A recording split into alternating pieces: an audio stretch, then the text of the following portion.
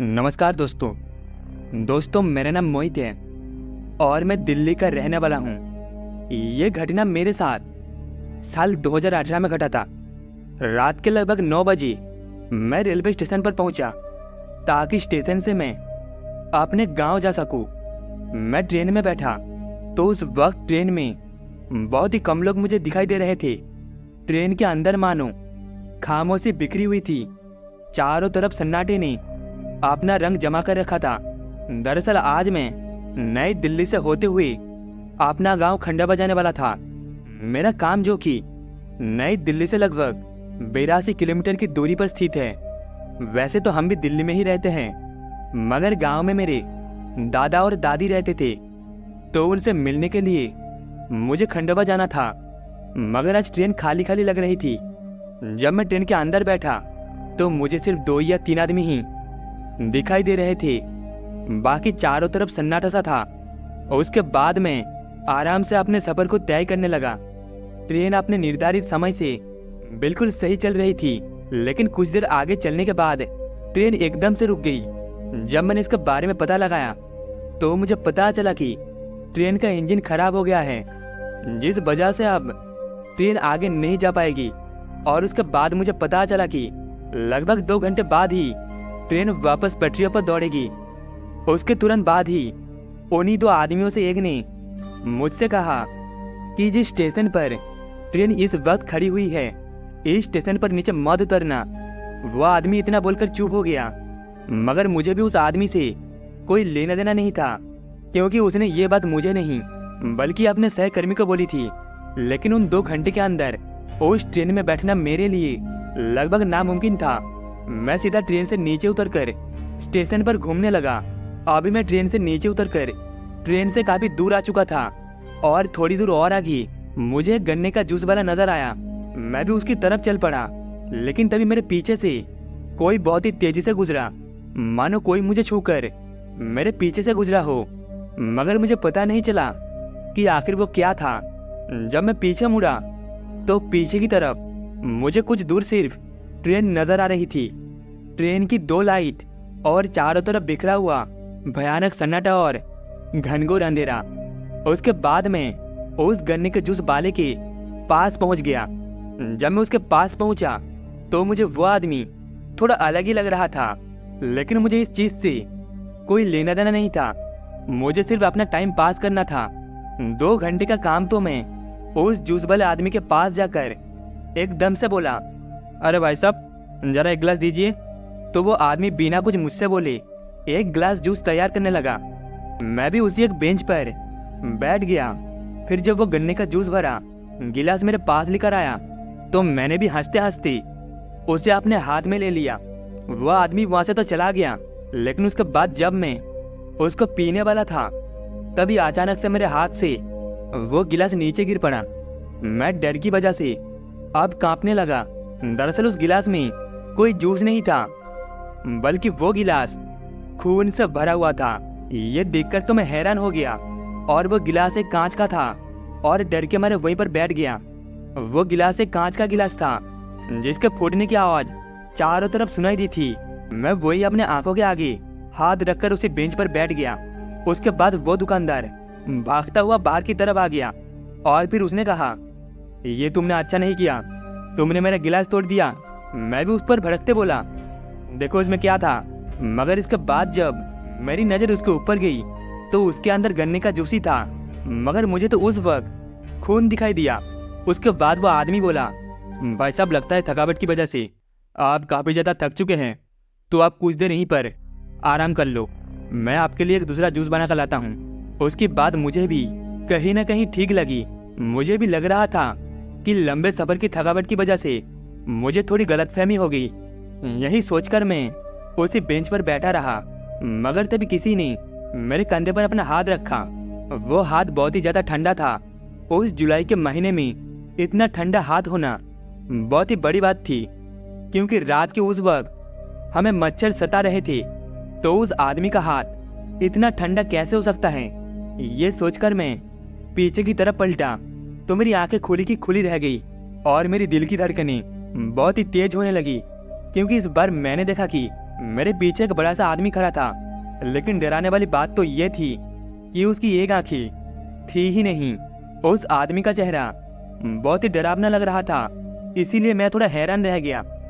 और उस आदमी ने मुझसे कहा, जरा उस तरफ खिसक जाओ। मैं चुपचाप से दूसरी तरफ खिसक गया। उसके कुछ देर बैठने के बाद वो आदमी, जो कि दुकानदार था, अंदर से मेरे लिए जूस लेकर आया। और उसके बाद मैंने उस दुकानदार से कहा, ये भाई साहब कौन है? मैंने इशारा करते हुए अभी बोला ही था कि वो दुकानदार मुझे एकदम से बोल पड़ा, आप किसकी बात कर रहे हैं? मुझे तो यहाँ पर कोई भी नहीं दिख रहा है। जब मेरी नज़र उस तरफ गई तो मैं तो हैरान रह गया। डर के मारे अब मुझे विश्वास होने लगा कि हो ना हो इस दुकानदार में कुछ तो गड़बड़ है। लेकिन आखिर क्या चीज़ है जो मुझसे मिस हो रही थी, वो जान नहीं पा रहा था। लेकिन वो आदमी मुझे एक डरावनी सी मुस्कान देते हुए वहाँ से वापस अंदर की तरफ चला गया। मुझे उसकी स्माइल कुछ ठीक नहीं लग रही थी।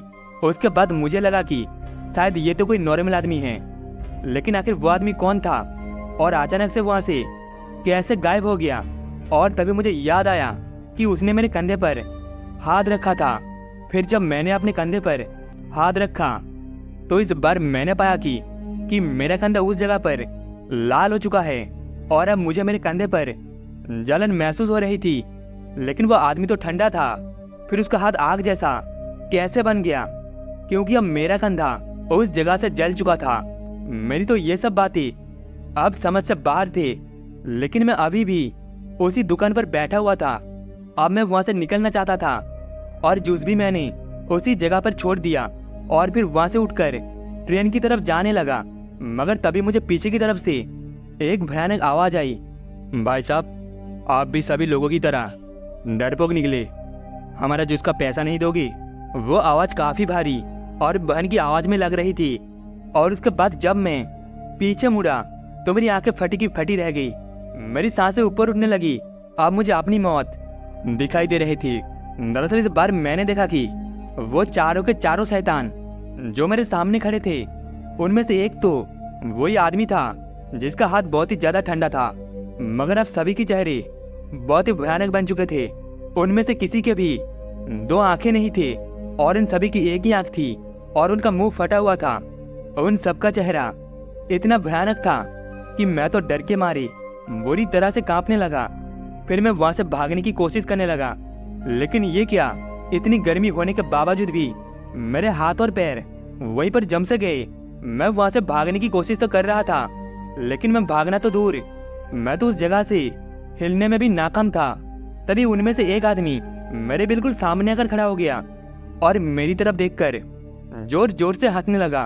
उनकी हंसी इतनी ज्यादा डरावनी थी कि मैं अपनी जिंदगी में पहली बार खौफ के अंदर डूब चुका था। लेकिन पहले तो सिर्फ वो दुकानदारी था और वो एक आदमी, लेकिन बाद में वो दो शैतान कौन थे मुझे तो कुछ समझ नहीं आ रहा था। लेकिन अब मुझे इस जगह से किसी भी तरह से भागना था, वरना आज तो मेरी मौत बिल्कुल तय थी।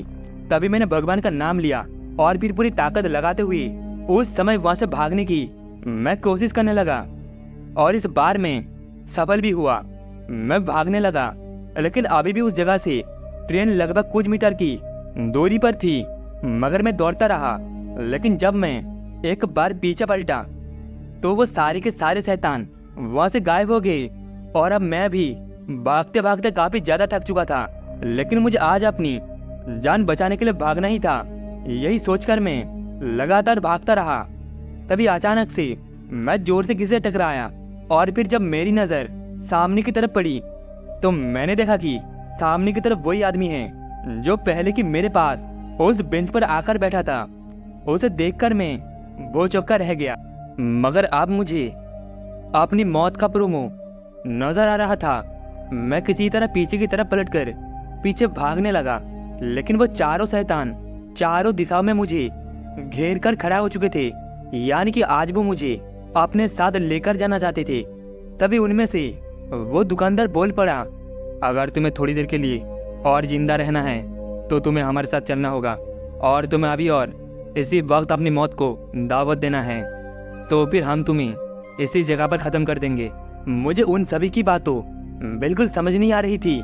मुझे उस वक्त सिर्फ एक ही बात सोच रहे थे कि अब मुझे किसी तरह से इस जगह से भागना है।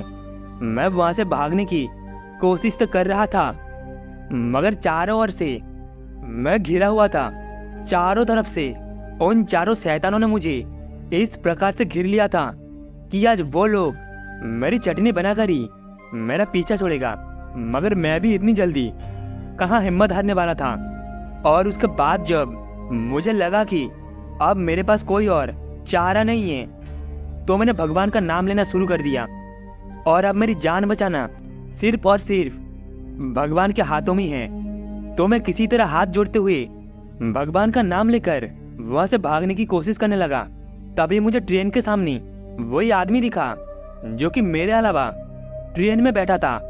वो मुझे अपनी तरफ आने का इशारा कर रहा था। फिर वो चिल्लाते हुए मुझसे बोला, सिर्फ सामने की तरफ भागो, पीछे की तरफ मत भागना, क्योंकि पीछे की तरफ भागे तो तुम्हारी मौत निश्चित है। ये बात तो मैंने भी सुनी थी कि हमें कभी भी पीछे पलटकर नहीं देखना चाहिए और ना ही पीछे की तरफ चलना चाहिए। और फिर उसके बाद मैंने तय किया कि अब मैं सामने की तरफ ही भागूंगा, मेरे सामने चाहे कोई भी शैतान हो। फिर मैं अपनी पूरी ताकत लगाते हुए वहां से भाग उठा। जब मैं उस शैतान के पास पहुंचा तो अचानक से वो शैतान मेरे शरीर के आर पार हो गए। मुझे तो कुछ समझ नहीं आया, मैं सिर्फ भागने पर ध्यान दे रहा था। और उसके बाद मैं भागता हुआ ट्रेन के पास पहुंच गया। ट्रेन के चलने में अभी आधे घंटे का वक्त बाकी था। ऐसे में जल्दी पहुंचना मेरे लिए भी एक अच्छी बात थी। मैं डर के मारे कांपते हुए सीधा उस बॉग में पहुंचा जहां पर मैं पहले बैठा हुआ था। फिर मैंने देखा कि वो आदमी तो अभी गहरी नींद में है। तो फिर वो कौन था जिसने मुझे आवाज दी थी? मैंने उस आदमी को जगाया और पहले तो मेरे साथ घटी इस पूरी घटना का जिक्र किया।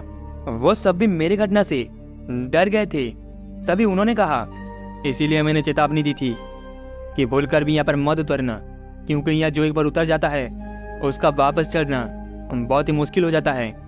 कहते हैं कुछ साल पहले उस जूस वाले के स्टेशन पर एक दुकान हुआ करती थी, लेकिन एक शाम किसी से कर्ज के तौर पर आपसी रंजिश सामने आई।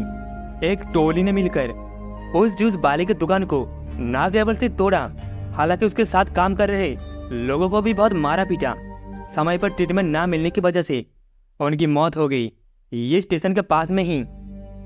उसके बाद से आज तक इस स्टेशन पर इनकी आत्मा भटकती है और जो भी गलती से उतरने की हिम्मत दिखाता है फिर उनका बचना बहुत ही मुश्किल हो जाता है। दोस्तों, यह घटना मेरी जिंदगी की एकमात्र खौफनाक सच्चाई जिसे आज तक मैं भूल नहीं पाया। इसलिए अनजान जगहों से हमेशा बचकर रहना चाहिए, क्योंकि कभी कभी ये बहुत ही खतरनाक हो जाता है। तो दोस्तों, इस कहानी में बस इतना ही। कहानी आपको कैसी लगी कमेंट में बताना। कहानी आपको अच्छी लगी हो तो वीडियो को एक लाइक एंड चैनल को एक सब्सक्राइब जरूर से कर देना। मिलते हैं अगली कहानी में।